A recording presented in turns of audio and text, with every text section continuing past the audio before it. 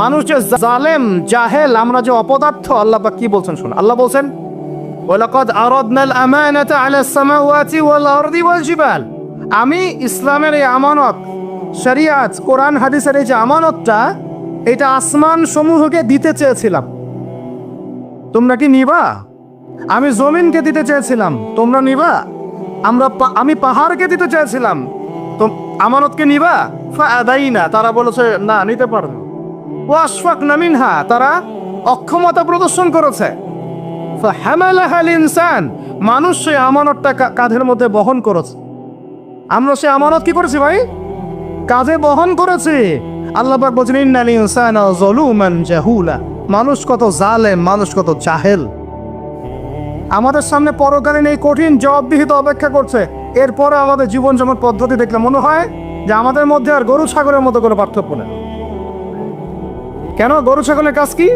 খাবে, ইস্তেঞ্জা করবে আর সহবাস করবে, বাস। আমাদের এখন এই তিনটা কাজ। কি খাবো, আর কোন টাইলস ফিটিং বাসায় পায়খানা করব, আর কতগুলো বাচ্চা পয়দা করতে হবে, বাস, দ্যাটস অল। এর বাইরে আমাদের চিন্তা কোথায়? আচ্ছা, এবার আসেন, সময়ের কসম বুঝতে পারলেন? ইন্নাল ইনসানা লাফি খুসর বুঝতে পারলেন? আচ্ছা, আল্লাহ পাক এবার আমাদেরকে বলছেন আচ্ছা ঠিক আছে, 4টা গুণ অর্জন করো। কয়টা ভাই?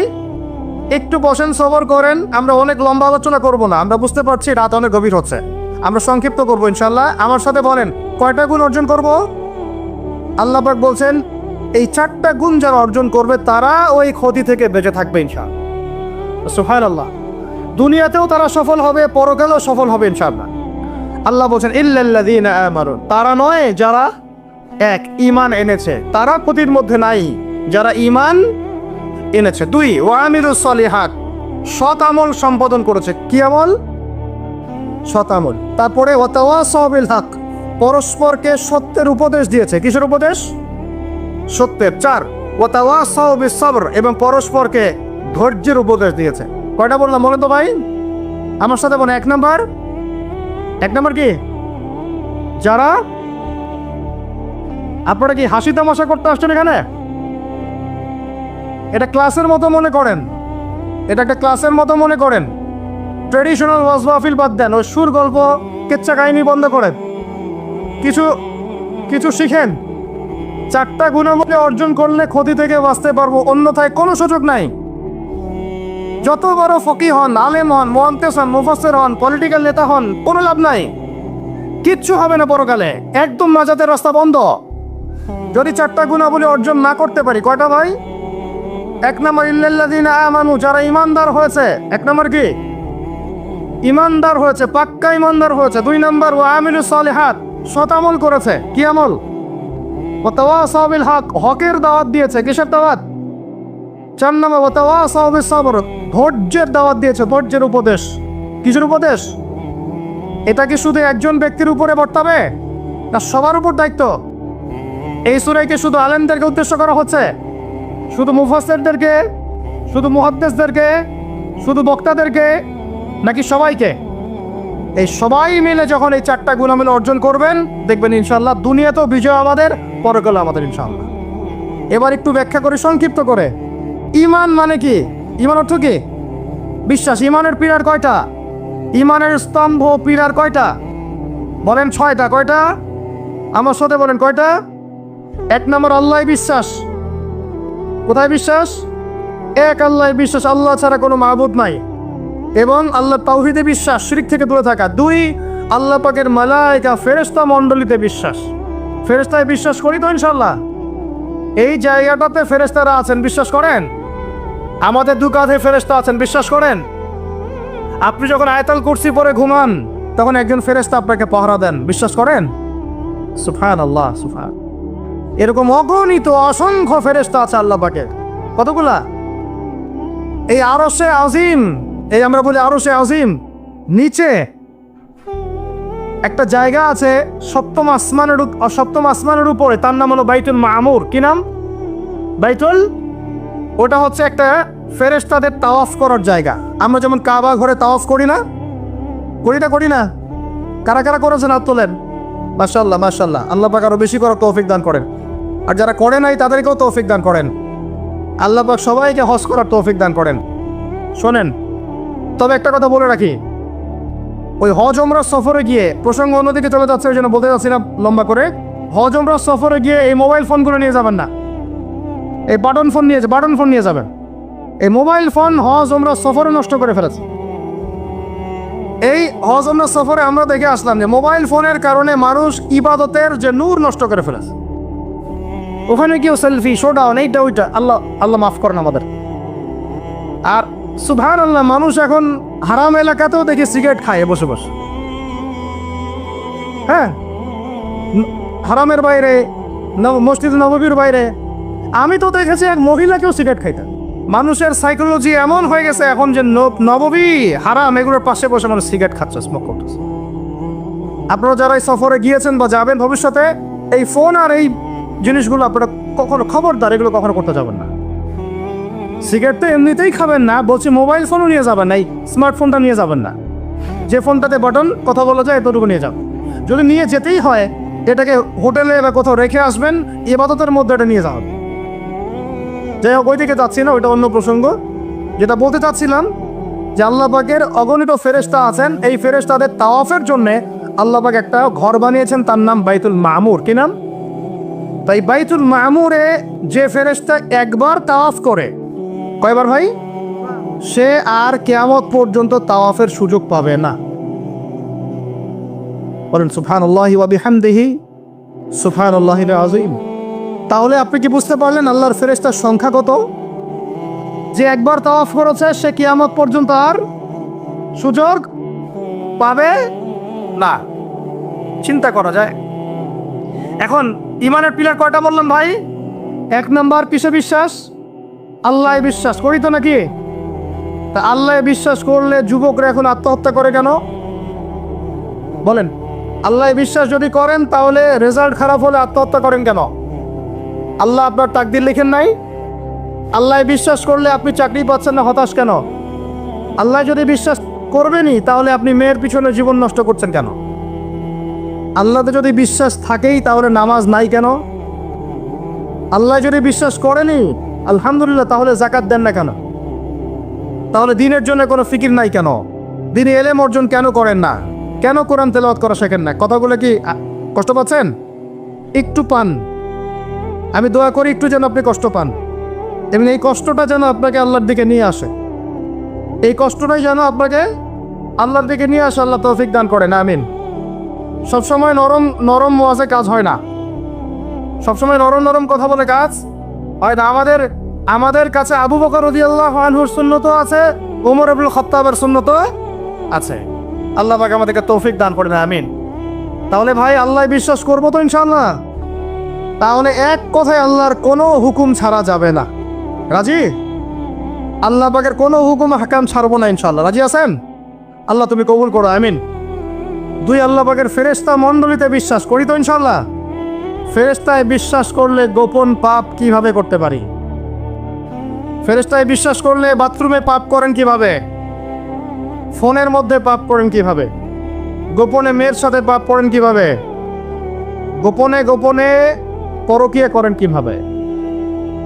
যদি আল্লাহর ফেরেশতার বিশ্বাস থাকেই, তাহলে আমাদের এই ফেরেশতারা লিখছে না সব কিছু? লিখছে না? আল্লাহ পাক আমাদেরকে বিশ্বাস করার মতো করার তৌফিক দান করেন। হাদিসে জিবরিল সহিহ মুসলিমে আছে এবং মিশকাতে আছে।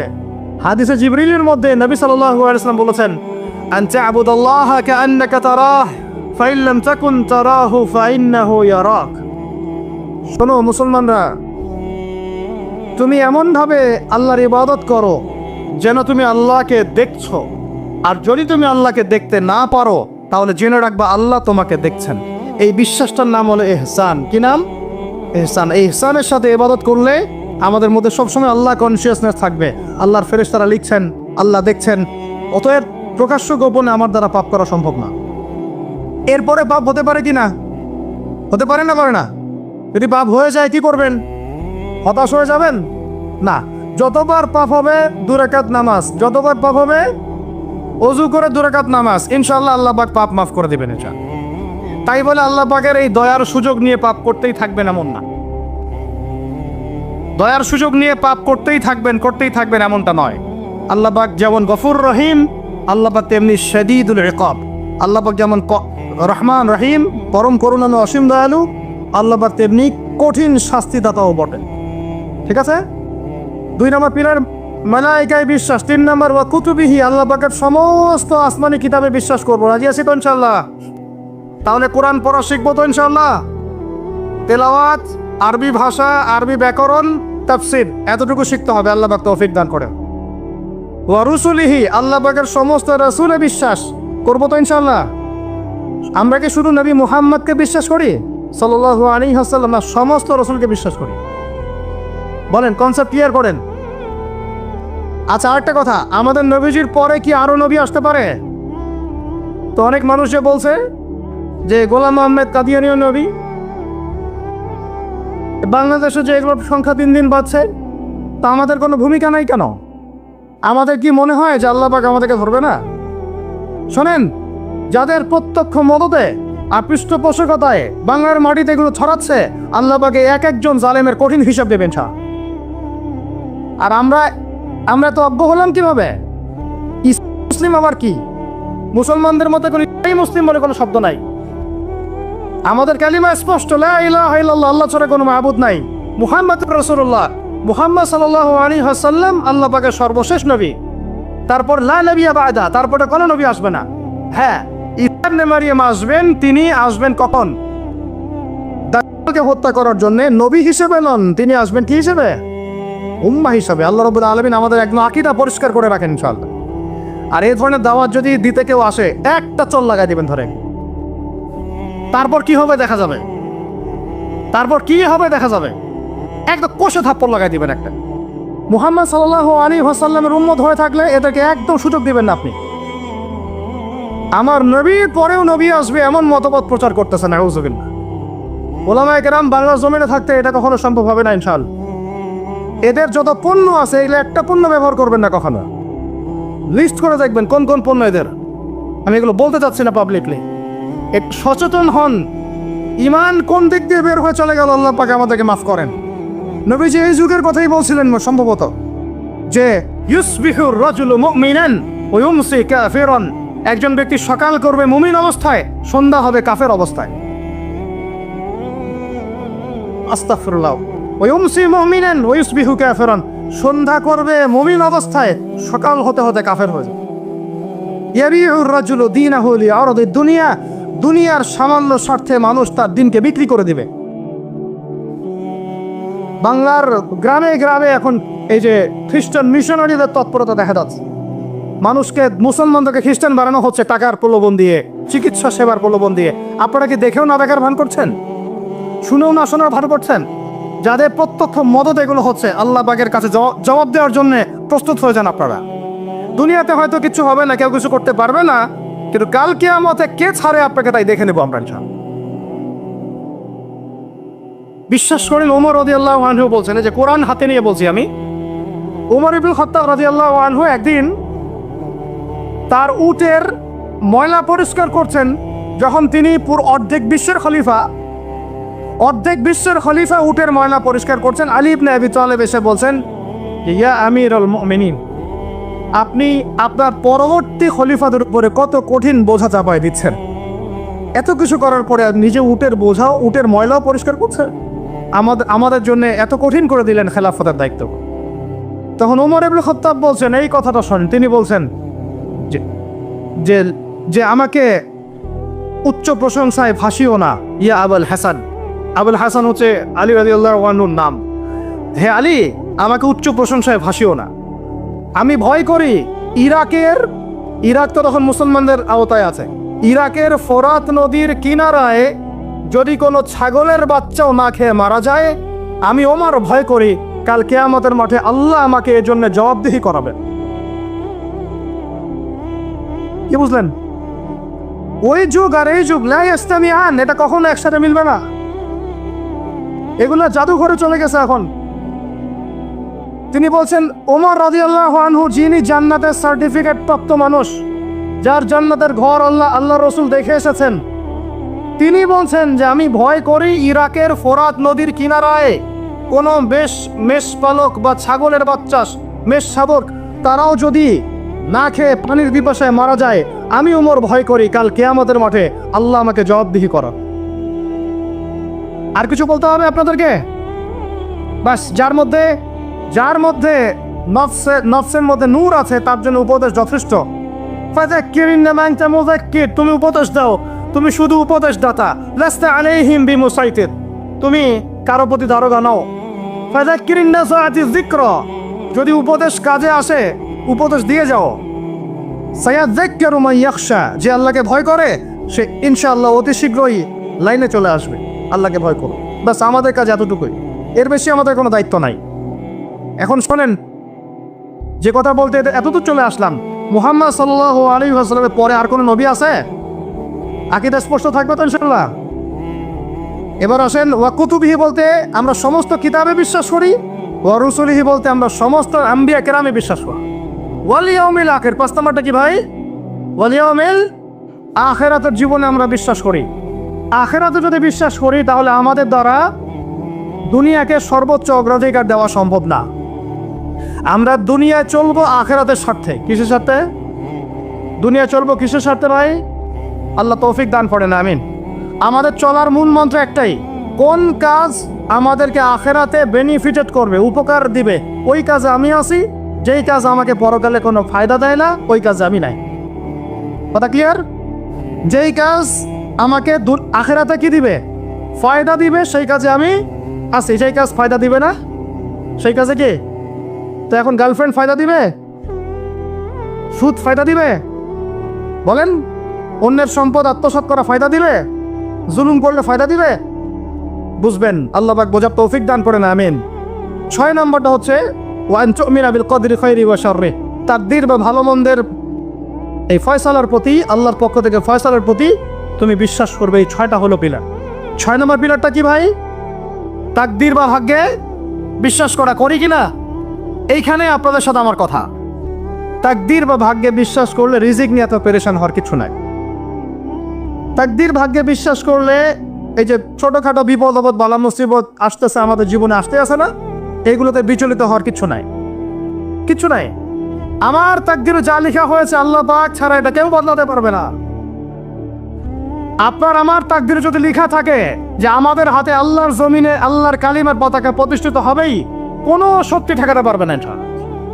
আর যদি না লেখা থাকে তাহলে সারা দুনিয়া মিলেও আমার কোনো উপকার করতে পারবে না।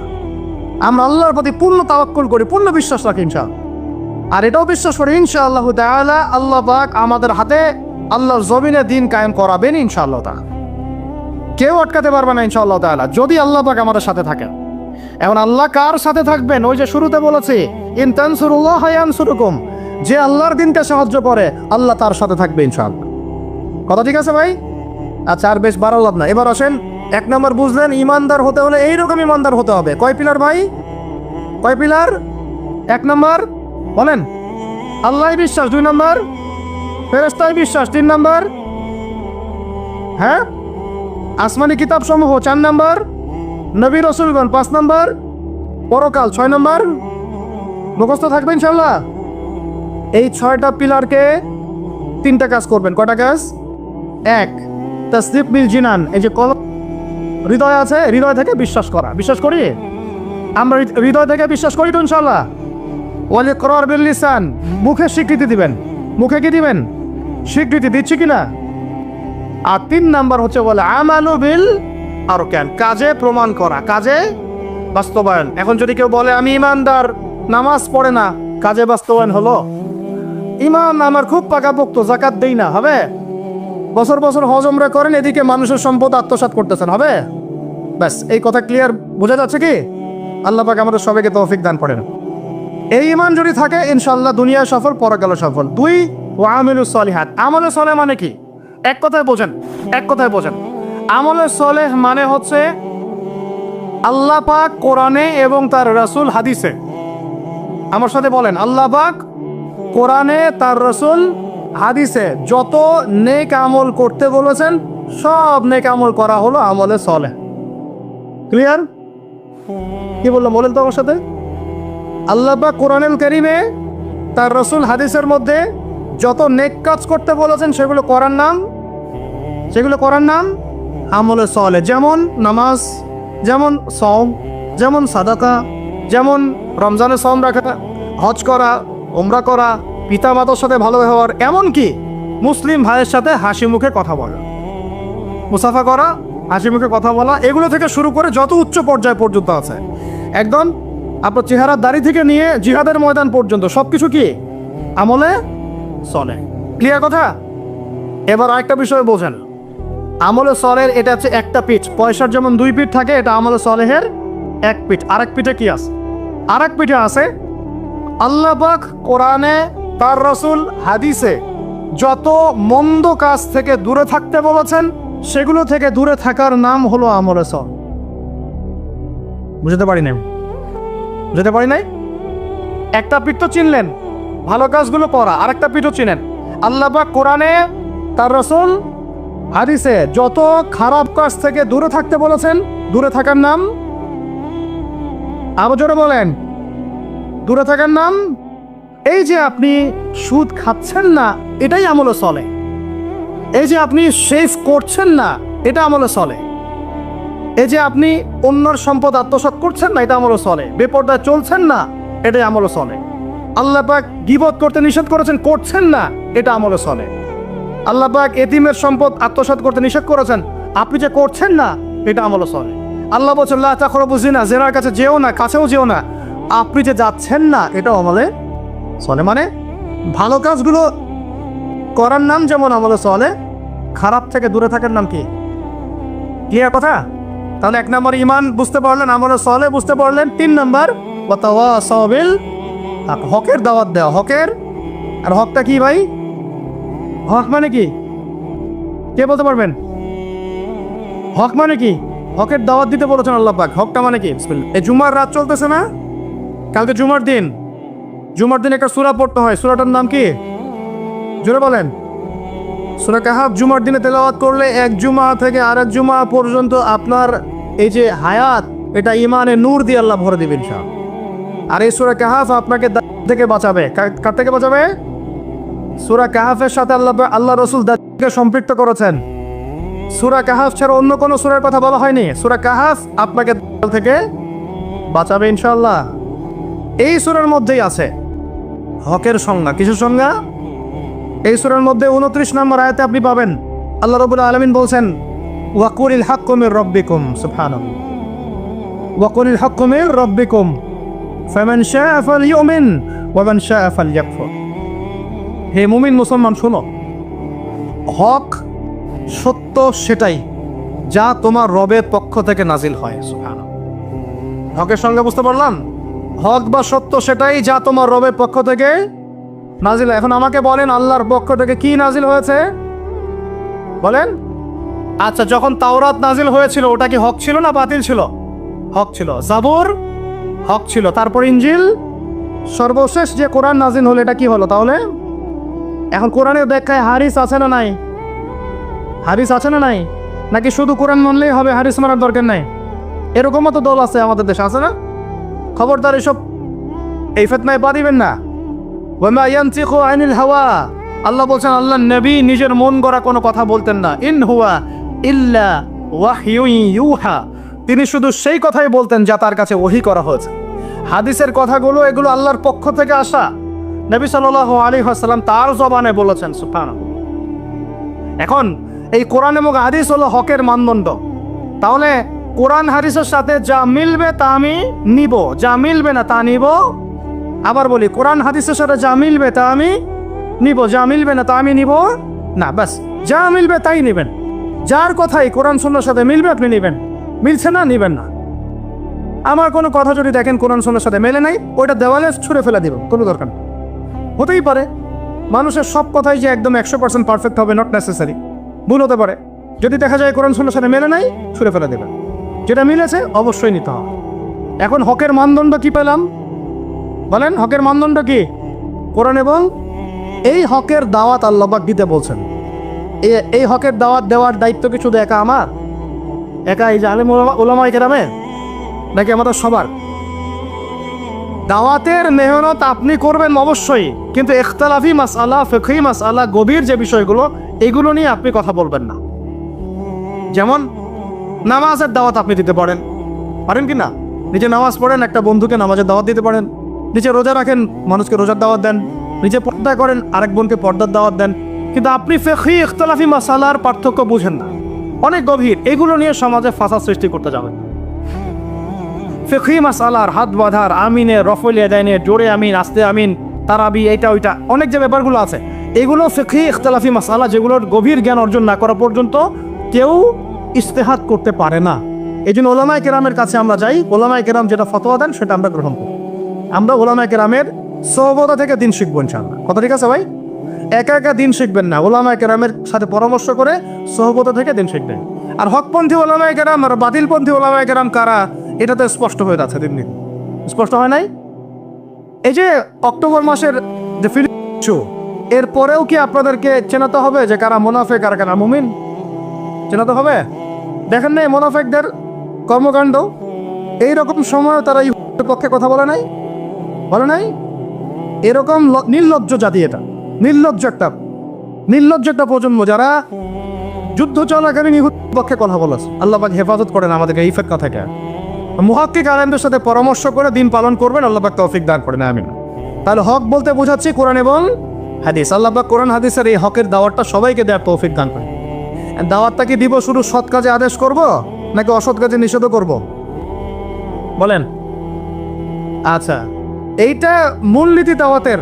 শোনেন, এই কথাটা ভালো করে শোনেন। আল্লাহর নবী সাল্লাল্লাহু আলাইহি ওয়াসাল্লামের চেয়ে ভদ্র কোনো মানুষ ছিল? আসছিল কখনো? নম্র, সভ্য, ভদ্র কোনো মানুষ পৃথিবীতে কখনো আসছে তার চাইতে? আসবে? এখন আমাকে বলেন তো, তাহলে তাকে মার খেতে হলো কেন? ভদ্র মানুষ, নম্র মানুষ, মানুষের ভালো চান, এতিমের পাশে দাঁড়ান, বিধবার পাশে দাঁড়ান, কোনোদিন কাউকে একটা গায়ে টাচ করেন নাই, কটু কথা বলেন নাই, কখনো মিথ্যা কথা বলেন নাই। আল্লাহ আমিন। তো এই মানুষটাকে মানুষ 15 বার হত্যা করার চেষ্টা করেছে। কতবার? 15 বার আল্লাহ নবীকে হত্যা করার চেষ্টা করেছে। তাই তার দাঁত মানুষ মেরে ভেঙে দিয়েছে, তার পা মচকে দিয়েছে, তারপরে তার মাথার মধ্যে আঘাত করেছে, কড়া ঢুকে গেছে উহুদের যুদ্ধের দিন। ও পিঠের মধ্যে উটের নাড়ি ভুড়ি চাপিয়ে দিয়েছে, দড়ি দিয়ে ফাঁস দেওয়ার চেষ্টা করেছে। তো এই কাজগুলো রাহমাতুল আলামিন নবী মুহাম্মদ সাল্লাল্লাহু আলাইহি ওয়াসাল্লামের ক্ষেত্রে কেন হলো? তিনি যদি সৎ কাজে আদেশ করতেন শুধু, তাহলে সমাজের মানুষ তাকে মাথায় তুলে না রাখত। যখন থেকে তিনি সৎ কাজে আদেশের সাথে অন্যায়ের নিষেধগুলো করা শুরু করেছেন, তখন থেকেই সমাজের অন্যায়কারীরা তার শত্রু হয়ে গেছে। আল্লাহ পাক আয়াত নাজিল করলেন, কুল ইয়া আইয়ুহাল কাফিরুন, বলো হে কাফের, লা আবুদু মা তা'বুদুন, তোমরা যার ইবাদত করো আমি তার ইবাদত করি না। ওয়ালা আনতুম আবিদুনা মা আ'বুদু ওয়ালা আনা আবিদুম মা আবাদতুম ওয়ালা আনতুম আবিদুনা মা আ'বুদু লাকুম দীনুকুম ওয়ালিয়া, তোমাদের দিন তোমাদের, আমার দিন আমার। এখন আমরা কি করছি জানেন? সমাজে আমরা সত্য মিথ্যা, হক বাতিল, নোংরা পরিষ্কার সব একসাথে করার চেষ্টা করতেছি। এটা হবে না কখনো। সত্য মিথ্যা, ন্যায় অন্যায় আলাদা হয়ে যাবে ইনশাআল্লাহ, হক বাতিল পার্থক্য হয়ে যাবে ইনশাআল্লাহ। এটাই ইসলাম। অতএব সৎ কাজে আদেশের সাথে সাথে অসৎ কাজে নিষেধও থাকতে হবে। আল্লাহ পাক তৌফিক দান করেন, আমিন। এটা হলো হকের দাওয়াত। 3, 4 ওয়াতাওয়াসাউ বিস-সাবর, ধৈর্যের উপদেশ। তো এখন আমাকে উত্তর দেন দেখি, হকের সাথে ধৈর্যের সম্পর্ক কি? বলেন, কে বলতে পারবেন? হকের দাওয়াতের সাথে ধৈর্যের কি সম্পর্ক? হ্যাঁ, মাশাআল্লাহ, ভেরি গুড। যখন হকের দাওয়াত দিবেন, সুরসুরি মার্কা দাওয়াত না, গোলালু মার্কা দাওয়াত না যে সব তরকারি দিয়েই চলে, এমন না। যখন সত্য মিথ্যা স্পষ্ট করবেন আপনি, তখন চতুর্দিক থেকে আপনার কাছে বাধা আসবে। কথা বুঝতে পারছেন? প্রথম বাধা আসবে আপনার পরিবার থেকে। কি থেকে? পরিবার, তারপর সমাজ, তারপর আসবে এক শ্রেণীর ধর্মীয় অঙ্গনের এক শ্রেণীর মানুষ থেকে আপনার বাধা আসবে।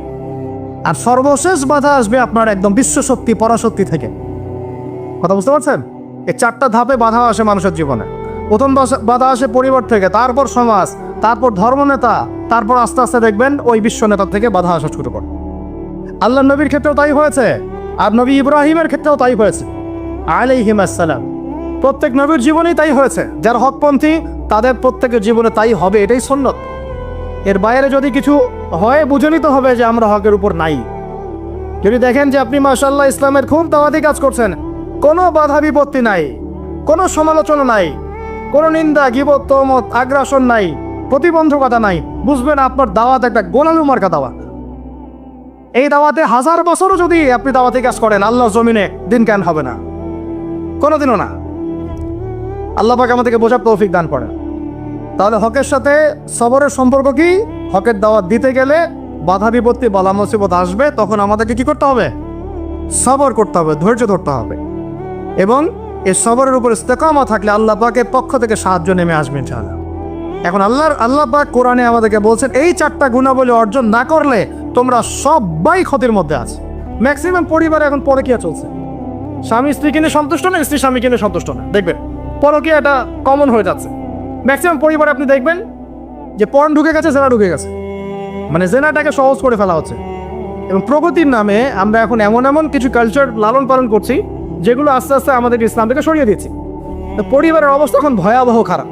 আত্মহত্যার প্রবণতা বাড়ছে, যৌতুক বাড়ছে, আপনার মাদকাসক্ত ছেলেমেয়ের সংখ্যা বাড়ছে, হ্যাঁ, পর্ন এডিক্টেড ছেলের সংখ্যা বাড়ছে। এরা না দেশকে কিছু দিতে পারছে, না সমাজকে, না জাতিকে। এরা কিন্তু আসলে সম্পদ না, এরা বরং বোঝা হচ্ছে। দুনিয়াবি বিষয়গুলোকে অনেক বেশি গুরুত্ব দেওয়া হচ্ছে, এতে করে দিনটা কিন্তু সংকুচিত হচ্ছে। তো এগুলো বলতে থাকলে অনেক সময় চলে যাবে। তো এক কথায় পরিবারের ভাঙনটা এখন বেশি এবং পরিবারের নীতি নৈতিকতার অবস্থা খুব খারাপ। এর কারণগুলো আমরা ফাইন্ড আউট করলাম। কী কী কারণ? 1 নাম্বার ধরেন কোরআনের তালিম চর্চা উঠে যাওয়া, তাওহীদ উঠে যাওয়া, শিরকের অনুপ্রবেশ, সুন্নত উঠে যাওয়া, বেদাতগুলো ঢুকে যাওয়া, পরিবারে হারাম রিজিক ঢুকে যাওয়া, পরিবারের কর্তাদের নীরব ভূমিকা, হ্যাঁ, পরিবারে হাজরা আলাইহিস সালামের মতো মা না থাকা, পরিবারে খাদিজা রাদিয়াল্লাহু আনহার মতো স্ত্রী না থাকা, অনেক কারণ। এরপরে বাইরের সংস্কৃতির অনুপ্রবেশ, হ্যাঁ, প্রিন্ট এবং ইলেকট্রনিক মিডিয়ার যৌনতা, এই সব কিছু মিলে কিন্তু পরিবারগুলো ক্রাশ করছে এখন। এতে করে দেখবেন অনেক সমস্যা হচ্ছে। যৌতুক টৌতুক তো বললাম, সবচেয়ে বড় কথা আপোষের যে মিল মোহব্বত, ওয়াজআলা বাইনাকুম মাওয়াজ্জাতা ওয়া রাহমা, এটা আস্তে আস্তে কমে যাচ্ছে। পরিবার যখন এরকম ভাঙনের শিকার হচ্ছে তখন দেখবেন সমাজের মধ্যে স্ট্যাবিলিটি নষ্ট হচ্ছে এবং এই সমাজগুলো দিয়ে আপনি কখনো আদর্শ রাষ্ট্র কায়েম করতে পারবেন না। এখন আসেন জাস্ট এখান থেকে আমি আলোচনার শেষের দিকে যাব অল্প সময়, যে আমরা এখন কি কি কাজ করলে কিভাবে স্টার্ট করব আর কিভাবে আমরা এটাকে সলভ করতে পারি। এই সলিউশনটা 2 রকম। 1 নম্বর হচ্ছে যারা অলরেডি পরিবারে ঢুকে গেছেন তাদেরকে অন্য জায়গা থেকে শুরু করতে হবে। মানে যারা অলরেডি পরিবারে ঢুকে গেছেন আপনাদেরকে তওবা করে ফিরে এসে আবার শুরু করতে হবে। আর যারা পরিবারে এখনও ঢোকেন নাই, আপনারা এখনও সৌভাগ্যবান। এখন থেকে যদি আপনারা এই নসিহতগুলো মেনে চলতে পারেন, ইনশাল্লাহ আপনার পরিবারটা 8-10টা পরিবারের মতো হবে না ইনশাল্লাহ। প্রথমে বলি তাদের কথা যারা পরিবারে ঢুকে গেছি আমরা, তাদের কাজ কি? তাদের প্রথম কাজ হচ্ছে ঠান্ডা মাথায় বিশ্বের পরিস্থিতি, সমাজ দেশের পরিস্থিতিগুলো নিয়ে চিন্তা করা, ঠান্ডা মাথায় যে হচ্ছেটা কি আসলে। যখন দেখবো যে না আসলে ভালো কিছু হচ্ছে না, খারাপ হচ্ছে, তখন আপনার ভুলটা কোথায় সেটা আপনাকে ফাইন্ড আউট করতে হবে। আপনার ভুলটা কোথায় ছিল? আপনি এমন কাউকে বিয়ে করেছেন যে ফ্যামিলিস্ট, আপনি এমন একটা পরিবার গঠন করেছেন যেখানে আপনি কোরআনটা চালু করতে পারেন নাই, সবাই নামাজ পড়ছে না, সবাই পর্দা করছে না, হ্যাঁ, নিয়মিত তালিম হচ্ছে না। এখন আপনার কাজ কি? আগে তওবা করে ফিরে এসে আপনি জ্ঞান চর্চা শুরু করেন। আপনি নিজে রোল মডেল হয়ে দেখান, জ্ঞান চর্চা করে, আমল করে, পর্দা করে, ইসলামের জন্য কিছু করে একটা রোল মডেল স্থাপন করে দেখান, দেখিয়ে পরিবারকে আহ্বান করেন যে তোমরাও এদিকে আসো। এবং আপনার যত ক্ষমতা আল্লাহ পাক দিয়েছেন পরিবারে, অর্থনৈতিক ক্ষমতা বা স্বামী হিসেবে ক্ষমতা, বাবা হিসেবে ক্ষমতা, এটা আপনি পরিবারে প্রয়োগ করে পরিবারটাকে লাইনে আনার চেষ্টা করেন। এরপরে চেষ্টা করতে করতে করতে করতে যদি কোনো কাজই না হয় শেষ পর্যন্ত, অ্যাটলিস্ট আপনি আপনার দায়িত্ব পালন করেছেন। এখন তাদের ভার আল্লাহর হাতে ছেড়ে দেন, আপনি আপনার কবরের ফিকির করেন, ব্যাস। যার যার হক তাকে তাকে দিয়ে দেন, নিজের হকটা আল্লাহর কাছে চেয়ে না। আর দ্বিতীয় হচ্ছে তারা যাদের পরিবার এখনো শুরু হয়নি, আপনারা কিভাবে স্টার্ট করবেন। প্রথমে বলবো জ্ঞান চর্চা এখনই করে নেন, জ্ঞান অর্জনটা এখনই করে নেন। পরিবার গঠন হয়ে গেলে অনেক রেসপন্সিবিলিটি আসবে, তখন ডিফিকাল্ট। তো জেনারেল লাইনে পড়া, ইসলামিক পড়া, একটা ব্যালেন্স করেন। আমি বলছি না জেনারেল পড়া ছেড়ে দেন, আমি এটা কখনো বলি নাই। ওটা পড়াশোনা করেন, ইসলামিক পড়াশোনাগুলো করেন, একটা ব্যালেন্স করে আপনি 5 ওয়াক্ত নামাজ শুরু করেন, আল্লাহর রাস্তায় সময় লাগান, কোরআন তেলাওয়াত করেন, আলেম ওলামার সোহবতে যান, হ্যাঁ, আত্মশুদ্ধিমূলক কাজ করেন, সমাজ কল্যাণমূলক কাজ করেন, পাশাপাশি আরও বলবো যে দিনই কাজে ব্যস্ত থাকেন, দিনই কাজে ব্যস্ত থাকেন, ভালো কাজে ব্যস্ত থাকেন। এভাবে নিজের ভিতরটাকে পরিশুদ্ধ করে নেন। এরপর আপনি একটা হালাল রিজিকের চেষ্টা করেন, একটা হালাল পবিত্র রিজিক হোক, সেটা কৃষিকাজ। লজ্জার কিচ্ছু নাই, কৃষিকাজ লজ্জার কোনো প্রফেশন নয়, গর্বের প্রফেশন। কারণ আল্লাহ পাক বহু নবীকে রাখালি করিয়েছেন, পশুপালন করিয়েছেন। জানেন, মুসা আলাইহিস সালামকে আল্লাহ পাক পশুপালন করিয়েছেন 8 বছর 10 বছর। এগুলো কোনো লজ্জার প্রফেশন নয়, এটা গর্বের প্রফেশন। আপনি হালাল রিজিক, অর্থনীতি হোক, আপনার কৃষিভিত্তিক হোক, বা ব্যবসা করেন হালাল কোনো, বা গভর্নমেন্ট জব, বড় বড় গভর্নমেন্ট জবের জন্য ট্রাই করেন, সেটাও ভালো। যদি না পান, বেসরকারি জব পান, আলহামদুলিল্লাহ। খেয়াল রাখবেন, জব করতে গিয়ে, ব্যবসা করতে গিয়ে এবং রিজিকের সন্ধান করতে গিয়ে আপনার নামাজ যেন ছুটে না যায়, আপনার রিজিকে হারাম যেন ঢুকে না যায়, আপনাকে যেন সুদ খেতে না হয়, আপনাকে যেন ফ্রি মিক্সিংয়ে যেতে না হয়। এগুলো খেয়াল রেখে একটা হালাল রিজিকের সোর্স আগে বের করেন। প্রয়োজন উদ্যোক্তা হন, নতুন কিছু উদ্যোগ গ্রহণ করেন, উদ্যোক্তা হয়ে নিজে কিছু প্রতিষ্ঠা করে দেখান, এমন কিছু করেন। এরপরে আপনি বিয়ের ফিকিরটা করেন, রিজিকের ব্যবস্থাটা আগে করে নেন, তারপরে ওদিকে যান। আপনার আপন ভাই হিসেবে আমি কথাগুলো বলছি, মনে করেন। এরপরে আপনি যখন বিয়ে করবেন, বললাম তো, মেয়ের জাস্ট দিনদারিতা দেখবেন। হ্যাঁ, এর উপর যদি সৌন্দর্য থাকে আলহামদুলিল্লাহ, বংশ ভালো হয় আলহামদুলিল্লাহ, মেয়ের অর্থ সম্পদ আছে আলহামদুলিল্লাহ। যদি এগুলোর কোনোটাও না থাকে, দিনদারিতা থাকে, জাস্ট ওটাকে দেখেন, আর কিছু দেখার দরকার নেই, কিচ্ছু দেখার দরকার নেই।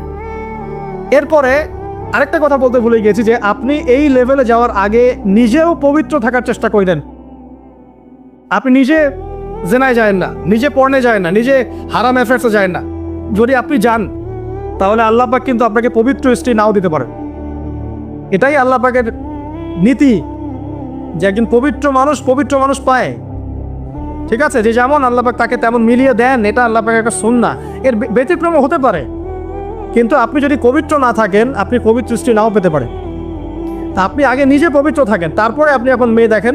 আলহামদুলিল্লাহ, বললাম দিনদারিতা প্রাধান্য দেন। এখানে হাদিসে এটা বলা হয় নাই যে 4টা গুণ দেখে বিয়ে করো, বরং বলা হয়েছে 4টা গুণ দেখে সাধারণত বিয়ে করা হয়। ঠিক আছে, করো আদেশটা এমন নয়, ইনকাহ কথাটা এমন নয়, বা ইনকাহু এমন নয়। তুনকাহু মানে বিয়ে সাধারণত করা হয়। কেউ টাকা দেখে, কেউ সৌন্দর্য দেখে, কেউ দেখে বংশ।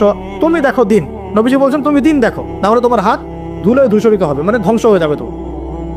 আর দিন দেখার ক্ষেত্রে শুধু বাইরের গেট আপটা যথেষ্ট নয়, তার পড়াশোনা দেখেন, তার হিস্ট্রি ঘাটবেন, তার অতীতে সে কোথায় কোথায় পড়াশোনা করেছে, কি করেছে, খোঁজ খবর নেবেন। হুট করে তাড়াহুড়া করে কোনো ডিসিশন নিয়ে ফেলবেন না, এটা খুব ভুল করে মানুষ। ঠিক আছে, তার হিস্ট্রি ঘাটেন, যে সে কোথায় পড়াশোনা করেছে, কি করেছে না করেছে, তার পরিবারের বায়োডাটা ঘাটেন, তার পরিবারের সদস্যরা কেমন, নামাজ পড়ে কিনা, তার ইসলামের প্রতি কেমন ধারণা পোষণ করে। তার মাকে দেখেন, তার মা পর্দা করে কিনা, তার মা ইসলামের উপর আছে কিনা। তার নানিকে দেখেন, তার পরিবারবর্গকে দেখেন, তারপর আপনি ডিসিশন নেওয়াটা সহজ হবে। এগুলোর চেয়ে ব্যতিক্রমও হতে পারে। ওই আজারের পরিবারে ইব্রাহিমের জন্ম হতে পারে, ফেরাউনের আন্ডারে আসিয়ার জন্ম হতে পারে, থাকতে পারে, কিন্তু এটা ব্যতিক্রম। নর্মালি কিন্তু সবসময় এমনটা হয় না। যে প্যারেন্টিংস দিয়ে তারা বড় হয়েছে, ওই প্যারেন্টিংস তাদের মধ্যে থেকে যায়। এই কারণে মেয়ের ব্যাপারে খুব সেন্সিটিভ থাকবেন। আগে পুরো বিষয়গুলো ঘেটে নিয়ে তারপরে আপনি কোনো জায়গায় পা দেন। তারও আগে ইস্তেখারা করবেন আল্লাহর কাছে, যে আল্লাহ আমি তোমার কাছে ইস্তেখারা করছি, আমি জানি না যে কোনটা আমার জন্য ভালো হবে, কোনটা খারাপ। আল্লাহ এটা যদি আমার জন্য ভালো হয় সহজ করে দাও, যদি খারাপ হয় আল্লাহ দূর করে দাও। নিজের উপর চাপ নিয়েন না। তারপরে যদি দেখেন আলহামদুলিল্লাহ দিনদার, আর ডানে বামে দেখার দরকার নাই। যদি আপনি আপনার মনের মতো দিনদার পবিত্র একজন মেয়ে পেয়ে যান, আর যদি সে সুন্দরীও হয় মাশাআল্লাহ, আর ভালো বংশের হয়, তাহলে সারাটা জীবন তাকে নিয়ে কাটিয়ে দেন, সারাটা জীবন তাকে নিয়ে কাটিয়ে দেন, আপনি হ্যাপি হবেন ইনশাআল্লাহ। ডানে বামে দেখার আর দরকার নাই। যদিও একাধিক বিয়ের অনুমতি আছে, কোরআন সুন্নাহয় সব কিছুই আছে, কিন্তু এখন বাস্তবতাটাও বুঝতে হবে। কীরকম? কোরআন সুন্নাহয় এমন অনেক কিছুই আছে যেটা বাস্তবে ইমপ্লিমেন্ট করাটা এতটাও সহজ না। যখন যারা করতে চায় তাদেরকে অনেক অনেক হ্যাসেল পোহাতে হয়, কারণ সমাজটা যেহেতু এমন না। কোরআন সুন্নাহয় আছে যদিও, কিন্তু সমাজটা এমন না। তখন ওই ব্যক্তি কোরআন সুন্নাহ মানতে গেলে দেখা যায় সমাজ থেকে ব্যাপক হ্যারাসমেন্টের শিকার হয়। যদিও এটা তার দোষ না, এটা আল্লাহ পাক তাকে পরীক্ষা করছেন, অথবা এই ওসিলা তার গুনাহ মাফ করবেন। কিন্তু নর্মালি যেটা চলছে এখানে আপনি আপনার বেস্টটা নেন, যেটা অপশনাল সেদিকে যাওয়ার দরকার নেই। এটা আমার নসিহত, কারণ সবার ওই শক্তি সামর্থ্য থাকে না যে সব কিছু সুন্দর মতো টাইটলি হ্যান্ডেল করতে পারবে। আর বলা যত সহজ, করার ব্যাপারটা এতটাও সহজ নয়। সো আর এই তো জেনারেশনের মেয়ের তো দেখছেনই, পান থেকে চুন খসলেই দেখবেন যে বিশাল তুলকালাম হয়ে যাচ্ছে। তো যদি আপনাকে আল্লাহ পাক আপনার পবিত্রতার কারণে, আপনার ইমান আমলের কারণে খুশি হয়ে এমন একজন দিনদার, নেককার, পুণ্যবতী, সুন্দরী, সুশ্রী স্ত্রী দিয়ে দেন, আর ডানে বামে কখনো দেখবেন না, একদম তাকে নিয়ে পুরো লাইফটা কাটিয়ে দেবেন সব। ঠিক আছে? এরপরে দোয়া করবেন আল্লাহর কাছে, আল্লাহ এটার মধ্যে কল্যাণ বরকত দান করো। বিবাহের ক্ষেত্রে আপনি মোহরটাকে কম করবেন। আপনি মোহর মানে মেয়েদেরকে বলছি, মেয়ের বাবা থেকে বলছি, সামর্থ্য অনুযায়ী করবেন, ছেলের সামর্থ্য অনুযায়ী করবেন, তার উপরে বোঝা চাপিয়ে দিবেন না। কিয়ামতের আলামতের হাদিসে আমি এটাও পড়েছি, শেষ জামানায় মোহর অনেক বেশি করা হবে, দেওয়া হবে কম। হয় না এমন? আর বাকি আছে আলামতের কিছু। তো ওই চিটারির মধ্যে নাই। আপনি বলছেন 1 লাখ আমি দিব নগদ, ব্যাস নগদ। বলছেন 5 লাখ দেওয়ার সামর্থ্য আছে আমার, 5 লাখ দিব, যে নগদ শেষ, পরে মাফ নিয়ে নিব, এইসব বার্গেনিংয়ে আপনি নাই। আর এখনকার বিবাহগুলো দেখলে মনে হয় যে মেয়ের বাবা ছেলেকে বিক্রি করছে আর ছেলের বাবা মেয়ে কিনছে। সবচেয়ে বেশি মোহর দেখা যায় যে চিটাগাং এরিয়ার দিকে আর কি। এবং আপনি জানেন কি না, সবচেয়ে বেশি বিবাহ বিচ্ছেদ ওই জায়গায় বেশি। বাংলাদেশে বিবাহ বিচ্ছেদ দেখা যায় যে প্রতি 24 ঘন্টায় দেখা যায় 28টা 29টা বাংলাদেশে। হ্যাঁ, শুধু তাই না, আমি দেখলাম যে 10 লক্ষ মেয়ে অতিরিক্ত আছে পুরুষদের তুলনায় সমাজে ঘুরে বেড়াচ্ছে, স্বামী নাই। 10 লক্ষ মেয়ে। এবং এই ডিভোর্স দেওয়ার ক্ষেত্রে দেখা গেছে যে মেয়েদের প্রবণতা বেশি। 70% মেয়ে ডিভোর্স দিয়েছে, ছেলে দেয় নাই, 30% ছেলে। তাহলে মেয়েদের সাইকোলজি চিন্তা করেন। ও মনে করছে আমি তো এখন শিক্ষিত হয়ে গেছি, তোমাকে আমার দরকার নাই, আমি চাকরি করে খাবো। খুব বেশি শিক্ষিত দরকার নাই আপনার, দিনী শিক্ষা আছে কিনা ওটা দেখবেন। ফ্যামিনিস্ট মেয়েদেরকে নেওয়ার দরকার নাই, আপনি নেবেন ইসলামিক অনুশাসনে চলে এমন মেয়ে। এরপর যখন পরিবার স্টার্ট হবে, আল্লাহর কাছে বরকত চাবেন, বিয়েটা সহজ করে নেবেন। যে বিয়েতে খরচ যত কম, সে বিয়েতে আল্লাহর বরকত তত বেশি। হাদিস। অলিমা হবে, মাশাআল্লাহ, আপনার বিবাহিত জীবন মোবারক হোক, দোয়া করি। এরপরে দেখবেন উভয়ের মাঝখানে আল্লাহ পাক আপনাদের মাঝখানে ভালোবাসা ঢালবেন ইনশাআল্লাহ। সূরা রুমের মধ্যে আল্লাহ পাক বলেছেন, ওয়াজআলা বাইনাকুম মাওয়াদ্দাতাও ওয়া রাহমা, আমি আল্লাহ স্বামী স্ত্রীর মাঝখানে ভালোবাসার ভ্রাতৃত্ব ঢেলে দিয়েছি। এটা আল্লাহ পাকের একটা আয়াত, নিদর্শন। এবার আপনি পরিবার গঠন করেছেন, এখানে আমি কয়েকটা কথা বলি যে উভয়ের মাঝখানে খুব চূড়ান্ত লেভেলের ভালোবাসা, এটাই যথেষ্ট নয় পরিবার সুখী হওয়ার জন্য। পরিবারের মধ্যে এখন থাকতে হবে সলাৎ। কি থাকতে হবে ভাই? সলাৎ। পরিবারে থাকতে হবে কোরআন, পরিবারে থাকবে সুন্নাহ, পরিবারে থাকবে ইসলামী অনুশাসন, পরিবারে থাকবে খাস পর্দা। আপনার বউকে মানুষ দেখেই নাই, এরকম পর্দা। আর কাপড় খোলা তো অনেক দূরের কথা। আমার এমন স্ত্রী আপনার স্ত্রীকে দেখেই নেই মানুষ, বাধ্য না হলে সে বাইরেই আসবে না। বাধ্য হয়েছে, আসছে, মাহারাম আছে, মাহারাম সাথে আছে, এখন বাইরে আসছে। আপনার স্ত্রী ওই মানুষের বাসায় গিয়ে রাত কাটাবে না, এমনকি মানুষের বাসার টয়লেটে গিয়েও যেন সে কাপড় না চেঞ্জ করে। কারো বাসায় গিয়ে স্ত্রীকে রেখে দিয়ে আসবেন না, যে অপরিচিত কারো বাসায় স্ত্রীকে রেখে আপনি কোনো কাজে গেছেন, যাবেন না, এটা করবেন। আপনার কাছে মনে করেন একটা কোহিনূর হীরা আছে, মনে করেন যেটার মূল্য ধরেন যে লক্ষ কোটি ডলার, এটা আপনি কি যত্রতত্র ইউজ করবেন, নাকি আপনি খুব যত্ন করে আপনার ভিতরে আগলে রাখবেন? কোনটা? ইসলাম এভাবে নারীকে সম্মানিত করেছে যে তারা আমাদের কাছে এত বেশি প্রেশিয়াস যে আমরা এভাবে যত্ন করে ওদেরকে ঢেকে রাখি। কথা কি বুঝতে পারছেন? আর তোমাদের কাছে মেয়েদের দাম নাই, তোমরা ল্যাংটা হয়ে করো, তোমাদের কে পাতা দিয়েছে? ঘুরছেও তো তাই। আর নগ্নতা বলতে আপনি কি মনে করছেন? খালি কি বিকিনি সংস্কৃতি নগ্নতা? নিসাউনকে আসিয়াতুন আরিয়াও তো নগ্নতা, যে নারী পোশাক পরেও নগ্ন হয়ে আছে, এটাও তো নগ্নতা। আর নবীজি বলেছেন যে লা ইলাহা ইল্লাল্লাহ ওয়াইলুল লিল আরব কদ ইকতারাবা মিন শাররি কদ ইকতারাব, আরবদের ধ্বংস, লা ইলাহা ইল্লাল্লাহ, আল্লাহ ছাড়া কোনো ইলাহ নাই, কি ভয়ঙ্কর আযাব আসছে। তার স্ত্রী জাইনাব বিনতে জাহাশ তিনি বলছেন, ইয়া রাসূলুল্লাহ আনুহলিকু ওয়া ফিনা সালিহিন, আমাদের মধ্যে সালেহ সৎ মানুষ থাকা সত্ত্বেও কি আমরা ধ্বংস হয়ে যাব? নবীজি বলছেন নাম, হ্যাঁ, ইদা কাসরাতুল খাবাস, যখন অশ্লীলতা, বেহায়াপনা, নগ্নতা ছড়িয়ে পড়বে তখন ভালো মন্দ সব ধুয়ে ধ্বংস হয়ে যাবে। এই কারণে নিজে খুব ভালো আছি, ওরা খারাপ, ওদেরকে কিছু বলার দরকার নাই বলে ভালো হয়ে থাকার সুযোগ নাই। ওগুলো যত ছড়াবে ভালো আলেম জালেম সব ধ্বংস হয়ে যাবে। আল্লাহ বোঝার তৌফিক দান করুন। এবার আপনি আপনার স্ত্রীর সাথে এভাবে হৃদ্যতা মহব্বতের সম্পর্ক রাখবেন আল্লাহর জন্যে। পরিবারের সবার পিছনে আপনি খরচ করবেন, তাদের হক দিবেন। কার জন্যে? পরিবার বর্গের কারো কাছে কিছু পাওয়ার আশায় না। এই ফিলোসফিটা বোঝেন। পরিবারের কারো কাছে থ্যাঙ্কস পাওয়ার আশায়ও না। আপনি আল্লাহর সন্তুষ্টির জন্য ওদের পিছনে খরচ করবেন, ওদেরকে ভালোবাসবেন, ওদের হক আদায় করবেন। কার জন্যে? আল্লাহর জন্য। এবং এর জন্য আপনি নেকি পাবেন ইনশাআল্লাহ। আর যদি আপনি তাদের কাছে কিছু আশা করতে যান, মনে মনে বেশি এক্সপেকটেশন রাখেন, তখন আপনি কি হবেন জানেন? আপনি পদে পদে কষ্ট পাবেন, পদে পদে কষ্ট পাবেন। দেখে নিয়ে শুধু আল্লাহর হয়ে যান, মানে আল্লাহই আপনার আপন, আল্লাহ ছাড়া আপনি কাউরে চেনেন না। আল্লাহ পাক বলেছেন এগুলো করতে, আমি করি। আল্লাহ পাক ভালোবাসা দিয়েছেন সন্তানের প্রতি, স্ত্রীর প্রতি, বাসি। কিন্তু এটা এত অধিক মাত্রায় নয় যে তার কারণে আল্লাহকে ছেড়ে দিবেন। বা স্ত্রী সন্তান যদি আল্লাহর পথে চলার ক্ষেত্রে বাধা দেয়, আল্লাহকে ছাড়তে পারবো না, প্রয়োজন ওদেরকে ছাড়তে পারবো, এরকম থাকবে বিষয়টা। ঠিক আছে? আরেকটা কথা বলি, শুধু ভালোবাসাই আদর্শ দাম্পত্যের জন্য যথেষ্ট নয়। এখানে প্রয়োজন হচ্ছে একে অপরের প্রতি সম্মানবোধ থাকতে হবে, একে অপরের প্রতি বিশ্বাস থাকতে হবে। বিশ্বাস না থাকলে ওই পরিবারে শান্তি থাকে না। আপনি অনেক বড় আলেম, কিন্তু যদি আপনার স্ত্রী আপনাকে বিশ্বাস না করে, আপনি শান্তি পাবেন না। আপনি জানছেন আপনি ইনোসেন্ট, আপনি অনেস্ট, কিন্তু আপনার পরিবারের সদস্য, আপনার স্ত্রী আপনাকে বিশ্বাস করছেন, তখন আপনি পরিবারে সুখ পাবেন না। বিশ্বাস খুব ইম্পর্টেন্ট। আমি তো বলি যে ভালোবাসার চেয়ে বিশ্বাস বেশি ইম্পর্টেন্ট। কারণ আগে ইমান না আগে আমল? কোনটা আগে? ইমান মানে কি? বিশ্বাস নয়? আগে বিশ্বাস, তারপরে না আমল? ভালোবাসা একটা আমল, আর বিশ্বাসটা কি? ইমান। আমার প্রতি যদি আপনার ইমান না থাকে, তাহলে আপনি আমাকে ভালোবাসবেন কিভাবে? এই বিশ্বাস থাকতে হবে, স্বামীর প্রতি স্ত্রী, স্ত্রী প্রতি স্বামী। এবং এখানে পুরুষদেরকে সহনশীল হতে হবে, কারণ আপনার স্ত্রী সারা জীবনে আপনাকে প্রচুর পেইন দিতে পারে, এবং এটা মেয়েদের ফিতরত।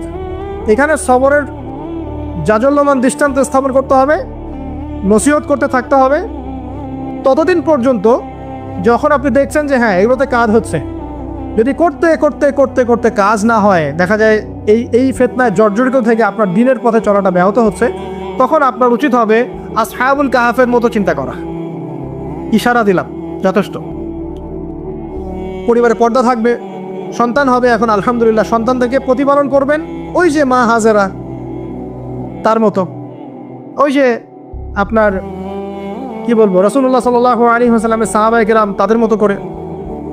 এমনকি আমাদের নবীজিকে তার চাচা, তার দাদারা যেভাবে লালন পালন করেছেন ভালোবাসা দিয়ে, হৃদ্যতা দিয়ে, এভাবে সন্তানকে ভালোবাসবেন, সন্তানের কথাগুলো শুনবেন, বাচ্চাদেরকে মূল্যায়ন করবেন। বাচ্চারা কি খাবার খাচ্ছে খুব ভালো করে খেয়াল রাখবেন। বাচ্চা নেওয়ার সময় বা বাচ্চা নেওয়ার চেষ্টা করার সময় দোয়া পড়বেন এবং সবসময় সেজদায় নামাজে দোয়া করবেন পরিবারের জন্য, বাচ্চাদের জন্য। আল্লাহ আমার পরিবারের উপর শান্তি দাও, বাচ্চাদেরকে ভালো মানুষ বানাও। রব্বানা হাব লানা মিন আজওয়াজিনা ওয়া যুররিয়াতিনা কুররাতা আয়ুন ওয়াজআলনা লিল মুত্তাকিনা ইমামা। এই দোয়া বেশি বেশি করবেন। রব্বি হাবলি মিনাস সালিহিন বেশি বেশি করবেন। আপনার একটা নেক সন্তান আগামীতে এই উম্মতের দায়িত্ব নিতে পারবেন ইনশাআল্লাহ। হাজার হাজার গবাদি পশুর দরকার আছে? একটা ইব্রাহিম, একটা ওমর, একটা খালিদ বিন ওয়ালিদ আপনি জন্ম দিয়ে দেখান, ওই একজনই যথেষ্ট ইনশাআল্লাহ। তা পারবেন না ইনশাআল্লাহ। সন্তানের কথা শুনতে হবে। প্যারেন্টিংস একটা বই আছে, বাজারে পাওয়া যায়, কিনে নেন। ওখানে প্যারেন্টিংসের অনেক টিপস আছে। সন্তান কি খাচ্ছে, কার সাথে মিশছে, কোন বন্ধুর সাথে খেলছে, আপনার কোন স্কুল কোন কলেজে পড়ছে, এগুলো খেয়াল রাখতে হবে।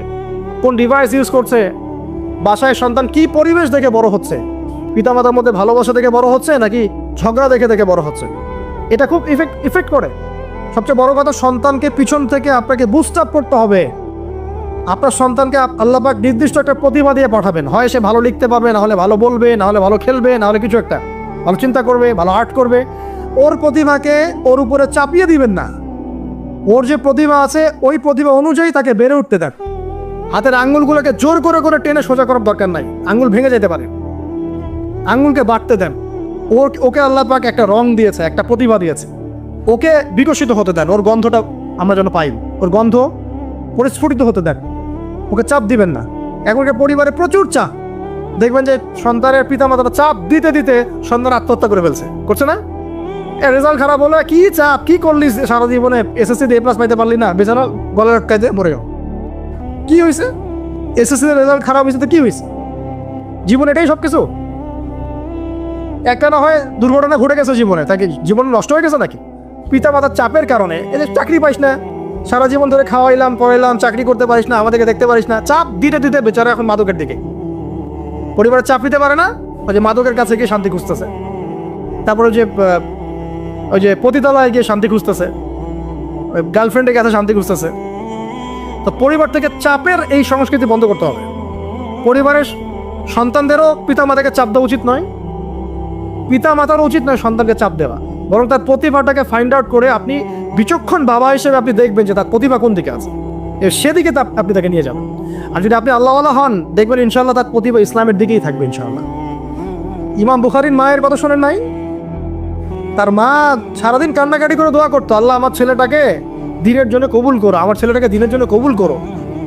তার চোখের সমস্যা ছিল, তিনি চোখে ভালো করে দেখতে পারতেন না, মায়ের দোয়ার বদৌলতে আল্লাহ একটা চোখের সমস্যা দূর করে দিয়েছেন। এখন ইমাম বুখারী রাহিমাহুল্লাহর কিতাব সবাই পড়ছে না? একজন মায়ের তাড়না দেখেন, মা সন্তানের জন্য দোয়া করবে, আল্লাহ আমার সন্তানটাকে দিনের জন্য কবুল করো। বাবা দোয়া করবে, আল্লাহ আমার বাচ্চাটাকে দিনের জন্য কবুল করো। এই যে বাবা নূহের তাড়না দেখেন, ইব্রাহিম আলাইহিস সালামের তাড়না দেখেন, রব্বি হাবলি মিনাস সালিহিন, আল্লাহ আমাকে সুসন্তান দান করো। চাপ দিয়েন না, সন্তানের প্রতিভা অনুযায়ী আপনি তাকে বিকশিত হতে দেন, ইনশাআল্লাহ দেখবেন একদিন সে আপনার মুখ উজ্জ্বল করবে ইনশাআল্লাহ। আর চাপ দিলে কি হবে জানেন?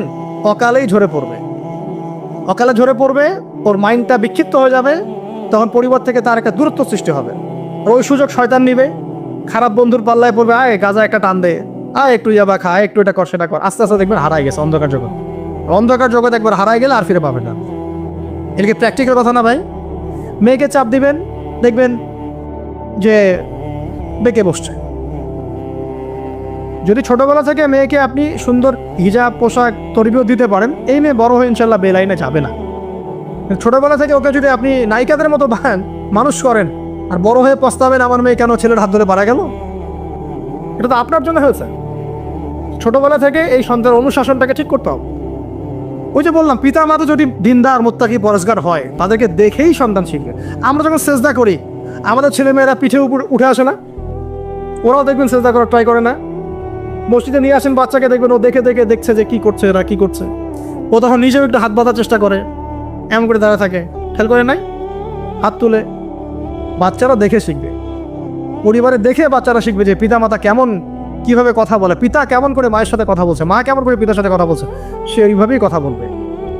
যে পরিবারে ওমরের মতো পিতা আছে, ওই পরিবার কি খারাপ হতে পারবে? যে পরিবারে হাজরা আলাইহিস সালামের মতো মা আছে, ওই পরিবার খারাপ হতে পারে? তো প্যারেন্টিংটা ঠিক করতে হবে।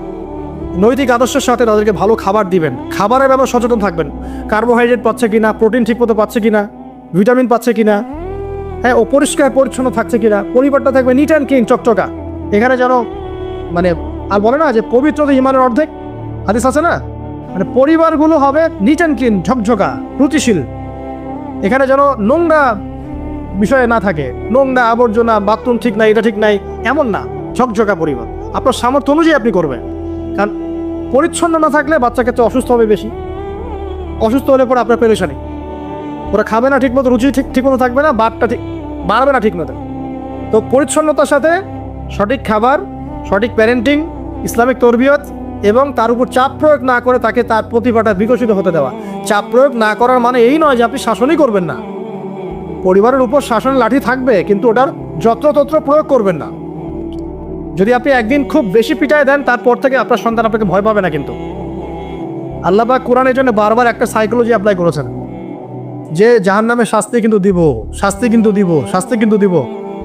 এই যে ভয়, আমরা কিন্তু ভয়েই জাহান্নাম থেকে দূরে আছি। তো এটা একটা সাইকোলজি। এভাবে পরিবার এগিয়ে যাবে ইনশাল্লাহ। সন্তান বড় হবে, আপনি মিরাস, সন্তানের মিরাস ডিস্ট্রিবিউট করবেন, যার যার হক তাকে দিবেন। তারপরে পরিবারের মধ্যে আর কয়েকটা বিষয় জাস্ট শেষ করে দেই, যে পরিবারের মধ্যে নিয়মিত কোরআনের চর্চা থাকবে। সন্তান সন্ততি তারা ইসলামিক অনুশাসন পাচ্ছে কিনা, ইসলামিক পড়াশোনা করছে কিনা খেয়াল রাখতে হবে। যদি জেনারেল লাইনেও পড়ে, তারপরেও আপনি ইসলামিক টিচার দিয়ে হলেও, মাদ্রাসায় পার্ট টাইম মাদ্রাসা দিয়ে হলেও কোরআন শেখান, হিফজ করান। ওকে এদিকেও করে তোলেন, ওদিকেও করে তোলেন ইনশাআল্লাহ। আমরা এমন প্রজন্ম আছি না যারা এককেন্দ্রিক, আমরা আছি এমন প্রজন্ম যারা কোরআন সুন্নাহকে হাতে নিয়ে ওয়ার্ল্ডকে ডিল করতে পারে, ওয়ার্ল্ডকে চ্যালেঞ্জ করতে পারে। এই চ্যালেঞ্জ করতে হলে আপনাকে সব ধরনের জ্ঞান অর্জন করতে হবে। খেয়াল রাখেন, পরিবারে যেন ফ্রি মিক্সিংটা না আসে, পরিবারে যেন এই যে নারী পুরুষের অবাধ মেলামেশা না আসে। বেশিরভাগ ধর্ষণ হয়েছে বাংলাদেশে কাছের মানুষদেরকে দিয়ে, চাচার মাধ্যমে, মামার মাধ্যমে, কাজিনের মাধ্যমে, খালাতো ভাইয়ের মাধ্যমে, ফুফাতো ভাইয়ের মাধ্যমে, কাছের মানুষদের দ্বারা বেশি রেপ হয়েছে বাংলাদেশে। জরিপ পরিসংখ্যান দেখেন। অতএব ইসলাম যে বলেছে পর্দার বিষয়, এটা এমনি এমনি বলে নেই ও কাজিন হয় ওর সামনে এত ইয়া করার কি আছে, এইসব কনসেপ্ট চলবে না। পর্দাটা একদম ম্যান্ডেটরি। পরিবারের সালাম, পর্দা, অনুশাসন, এটা ম্যান্ডেটরি বিষয়। না খেয়ে মরে যান তাও পর্দা ছাড়া যাবে না। বিষয়টা এমন স্ট্রিক্টলি নিতে হবে, যদিও বা বাধ্যগত অবস্থায় আল্লাহ পাক আপনাকে ছাড় দিয়েছেন, কিন্তু আপনাকে এইভাবে শক্তভাবে ধরতে হবে। আল্লাহ পাক তৌফিক দান করুন। এর পাশাপাশি কিছু বিষয় বলবো যেগুলো মোটেই পরিবারে ঢোকানো যাবে না, এটা বলে শেষ করছি। 2 মিনিট। 1, পরিবারের শিরক ঢোকানো যাবে না। শিরক কি কি, কত প্রকার, এটার জন্য কিতাবুত তাওহীদ নামে একটা বই আছে, পড়েন, ইনশাল্লাহ পারবেন। পরিবারে বেদাতি আমল ঢোকানো যাবে না। 2, 3, পরিবারে হারাম রিজিক ঢুকানো। পরিবারে হারাম রিজিক ঢুকবে, ওই হারাম রিজিকের মানে টাকা দিয়ে আপনার রক্ত মাংস তৈরি হবে, এই রক্ত মাংস কিন্তু আল্লাহর অনুগত হবে না, ইল্লা মাশাআল্লাহ। হারাম রিজিক থেকে দূরে থাকতে হবে। পরিবারের মধ্যে ক্রন্দল যেন না থাকে, এই চেষ্টাটা আপনাকে করতে হবে। বললাম তো, এটা অ্যাভয়েড করার জন্যে আপনি আল্লাহর হয়ে যান, নসিহত করেন, হাজার নসিহত করেও যদি কাজ না হয়, আপনি নিজে আসহাবুল কাহাফ হয়ে যান, সব ভালো। পরিবারের মধ্যে অপসংস্কৃতি যেন না ঢোকে, পরিবারের মধ্যে অশ্লীলতা যেন না ঢোকে। পরিবারে এখনকার চলমান যে ফিতনাগুলো চলছে, এই যে ডিভাইসের মাধ্যমে, গেমিংয়ের মাধ্যমে, যে আপনি বলেন পাবজি টাবজি, ফ্রি ফায়ার, হাবিজাবি, হ্যাঁ, ইন্টারনেট সেকশনের যে নগ্নতা, তারপরে অনলাইনে যে জুয়া ঢুকেছে, লুডু ঢুকেছে, কত কি ঢুকেছে, আমি আসলে এগুলো শুনেছি, আমি দেখিনি এগুলো কিছু, আমি যা শুনি এগুলো। এই যে বিষয়গুলো, সেগুলো আপনার পরিবারের নৈতিক মূল্যবোধটাকে নষ্ট করে ফেলবে। বিনোদন যদি পেতেই হয়, তাহলে বিনোদন, কায়িক বিনোদন নেন। পরিবারের সন্তানদেরকে বা আমাদের সদস্যদেরকে জিম করতে বলেন, খেলাধুলা করতে বলেন, ফুটবল খেলুক, ক্রিকেট খেলুক প্রয়োজনে। যদি গান শুনতে চান, ইসলামিক নাশিদ শোনেন, ঠিক আছে, কৌতুক চান, ইসলামিক রসিকতা করেন, ঘোরেন, প্রয়োজনে পরিবারবর্গকে নিয়ে ঘুরেন, দেশটা ঘুরে আসেন, ট্রাভেল করেন, ঘোরেন, আল্লাহর নিদর্শন দেখেন, এটাও তো এন্টারটেনমেন্ট নাকি? পরিবারকে সময় দেন, পরিবারকে সময় দিয়ে আপনি এই যে প্রাকৃতিক বিনোদনের দিকে চলে যান, ডিভাইস কেন্দ্রিক বিনোদনের দিকে যান না। নাহলে হবে কি, মাথাটা ওই ডিভাইস কেন্দ্রিক হয়ে যাবে, অস্থির, এবং এই মাথার মধ্যে আর কোরআন সুন্নাহর সঠিক জ্ঞানটা ঢুকবে না। তো এই কাজগুলো যদি আমরা না করি, ইনশাআল্লাহ পরিবার ভালো হবে। আল্লাহ রাব্বুল আলামিন আমাদের সবাইকে আদর্শ ইসলামিক পরিবার গড়ে তোলার তৌফিক দান করবেন, আমিন। আর তাদের কথা বলে শেষ করি যে যারা অলরেডি ঢুকে গেছি, এই সমস্যাগুলো ফেস করছে, এখন 1 নাম্বার কাজ ভাই, আগে তওবা করে আল্লাহর কাছে ফিরে আসতে হবে যে আল্লাহ, আমি জীবনে যা ভুল করেছি, এখন থেকে আর ইনশাআল্লাহ আমরা এই আল্লাহ দ্রোহী কোনো কাজে যাব না। এই তওবা ইস্তেগফার করে আপনার স্ত্রীকে ঠান্ডা মাথায় বোঝানোর চেষ্টা করতে হবে যে দেখো, আমরা তো এক পর্যায়ে পর্যন্ত চলেছি, জীবনটা তো অনেকদিন চলেই গেল, একসময় মরতে হবে। তো আমরা আল্লাহ এবং তার রাসূলের কথা শুনি, ফিরে আসি, অল্প অল্প করে শুরু করে নামাজটা পড়ো, তুমি একটু পর্দাটা করো। প্রথমে খাস পর্দা করছে না হয়তো, আপনি বলেন মাথায় কাপড়টা দাও অ্যাটলিস্ট, হ্যাঁ, বাইরে সবার সামনে যেও না, দিনকাল ভালো না, এখন মেয়েদের ইজ্জত সম্মানের ঝুঁকি হচ্ছে, এভাবে বোঝানোর চেষ্টা করেন।